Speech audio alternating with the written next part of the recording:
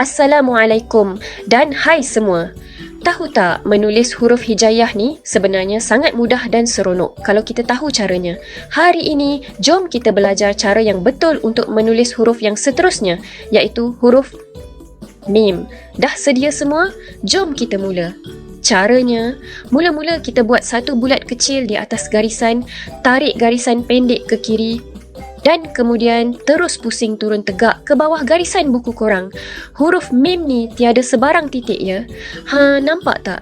Dah siap satu huruf mim yang kemas dan cantik. Jom kita cuba sekali lagi untuk bagi lagi mantap. Ingat ya kawan-kawan, kita pusing buat bulat kecil di atas dulu, tarik ke kiri sikit dan terus lajakkan garis lurus ke bawah. Tarik perlahan-lahan dan siap. Mudah sangat kan huruf mim ni? Jadi, jangan lupa ambil kertas dan pensel untuk praktis banyak-banyak di rumah tau. Kalau korang rasa video ni bermanfaat, jangan lupa tekan butang like, share dan subscribe channel Pai TV. Jumpa lagi. Assalamualaikum.